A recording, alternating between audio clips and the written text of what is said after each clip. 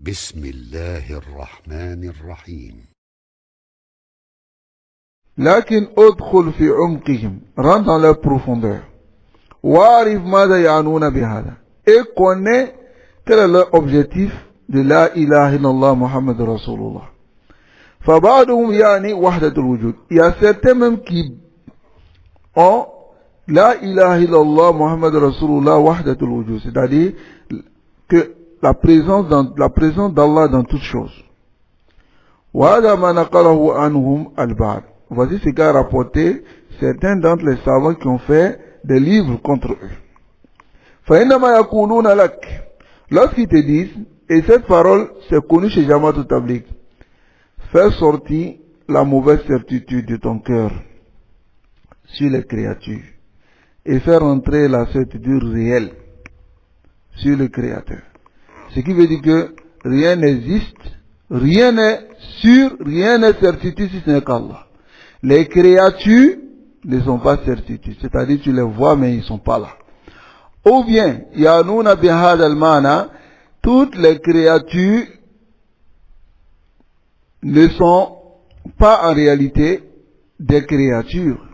Mais quand on dit la certitude, toute la certitude c'est Allah subhanahu wa ta'ala, d'autres voient cela en wahdatul wujud comme si Allah existe en tout, dans toutes choses. Et ça c'est un égarement. Voici l'un des tafsirs de la ilaha illallah de Jamaat al-Tabligh. Wal ba'du qal, mais certains disent inna julla ma ya'nuna bidhalika, c'est-à-dire la majorité de ce qu'ils veulent dire de la ilaha illallah, c'est tawhid al-rububiyyah, c'est tawhid dans la seigneurie qui est connu chez les mouchriquines, même à l'époque du messager d'Allah sallallahu alayhi wa sallam, il ne niait pas cela.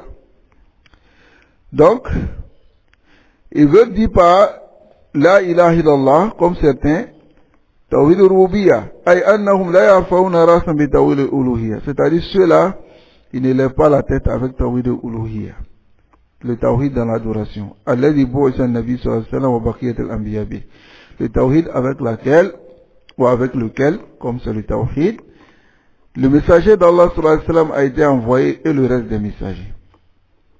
لذلك تجد فيهم الشرك وعبادة القبور على قدم وساق. C'est pour cela que tu trouveras chez Jamaat al-Tabligh le shirk. Là, yubaluna bidhalik, ils font le shirk. Et aussi l'adoration des tombes. لأن جماعة التبليغ يبايعون على أربع طرق الصوفية. Car Jamaat al-Tabligh, ils font la bay'a, le serment d'allégeance avec 4 groupes soufis. وطرق الصوفية هذا يقوم دينها على أمرين. Et ces voies soufis, leurs religions sont basées sur 2 choses. وهذان الأمران, ces 2 choses, هما اللذان يقوم عليهما دين جماعة التبليغ أيضا. Ces 2 choses-là, ce sont ces 2 choses sur lesquelles se base la religion de Jamaat al-Tabligh aussi. Ces 2 choses, c'est quoi? Ashirk ou al-bida. Le shirk et les innovations. Voilà ce sur quoi Jamaat al-Tabligh se base. Alors qu'il, tu verras certaines personnes qui ne connaissent pas en réalité Jamaat al-Tabligh. Quand tu dis cette parole, ils te disent non, akhi, on n'a pas vu cela sur eux. Hein? C'est des gens, ils ont l'apparence de la sunna, ainsi de suite. Hakikatan, ceux qui disent cela, ils ne connaissent pas Jamaat al-Tabligh. Regardez dans leurs livres ce qu'ils disent. Hein? Allez-y aussi voir ce qu'ils font dans leur base, dans leurs sources, qu'ils appellent Nizamuddin et autres. Vous verrez la réalité des Jamaat al-Tabligh. Naam. Donc, c'est très important de comprendre cela. Jamaat al-Tabligh, ils ont 2 choses de base. Le shirk et puis la bid'a. فجماعة التبليغ أنشئت أساسا من قبل محمد إلياس. Jamaat al-Tabligh a été fondée à la base à travers Mohamed Ilyas. Et Mohamed Ilyas, ce Mohamed Ilyas, sa religion qu'il a envoyée est une nouvelle religion. Sawan kana fil aqida, que ce soit dans l'aqida, dans la manière d'emprunter le chemin d'Allah, ou bien dans la méthodologie. كل ذلك عنده جديد. Il a envoyé de nouvelles choses. فهو على طريقة من طرق الصوفية. Il est sur une voie parmi les voies de la soufia التي تقوم على عبادة القبور et qui est dressée sur l'adoration des tombes. وفي الأسماء والصفات, et dans les asma wa sifat, dans la croyance des noms et des attributs d'Allah, ils sont les Maturidi. Jamaat al-Tabliq est Maturidi. Al-Aqidat Muhammad, Abi Muhammad al-Maturidi. Alors que les Maturidi, ce sont les Murjia. Ce sont les Murjia dans la foi. Ce sont les Murjia, c'est des gens qui trouvent que la foi, c'est intact. Naam. Taïb. Wa amma tariqatuhu fi at-tabliq.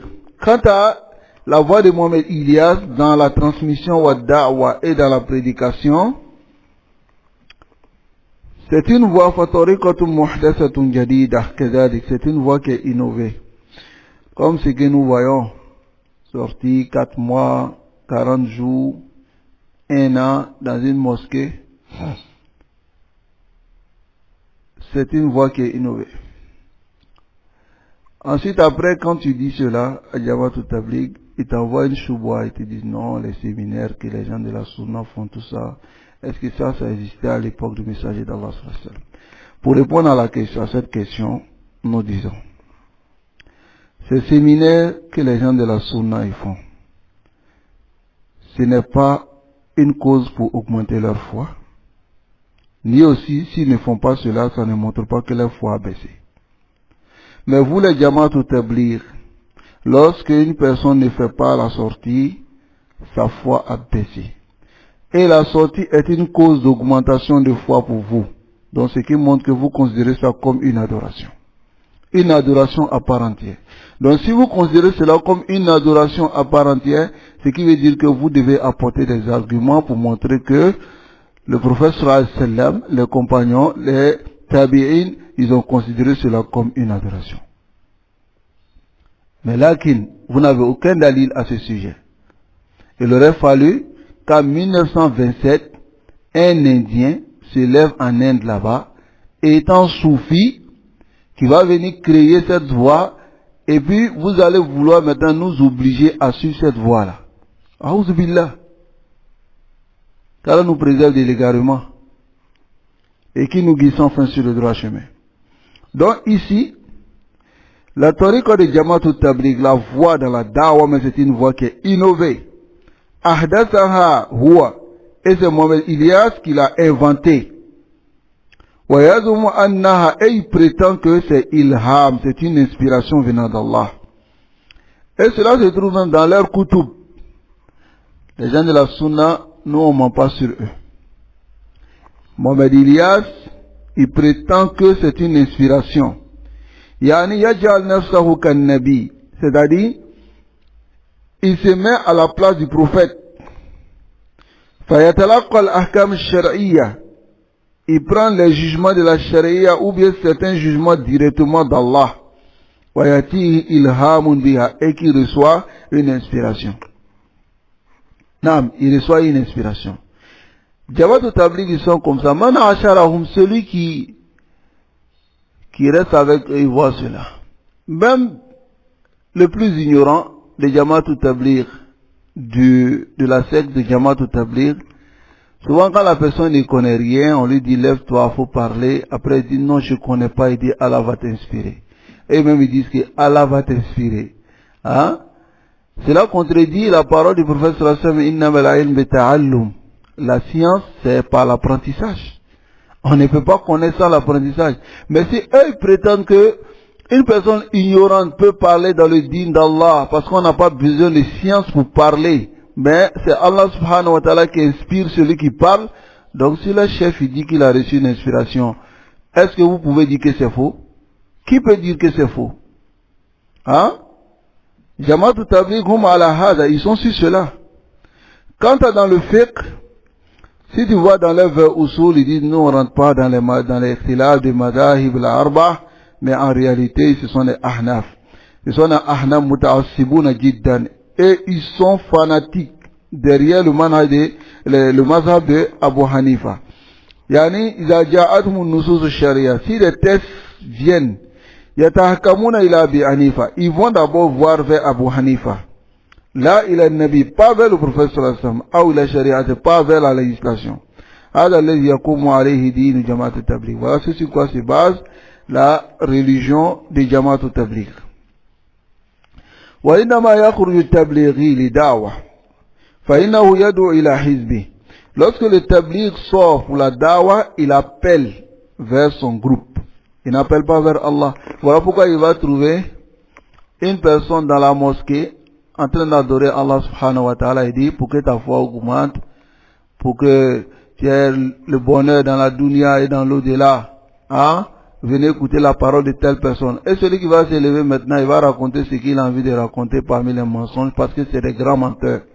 Parmi les mensonges, et maintenant, en fin de compte, maintenant, il vient dire qui est prêt pour faire sortir. C'est-à-dire, il a dit tout ça pour dire aux gens, venez, on va aller en sortir pour aller défendre notre Jama'a.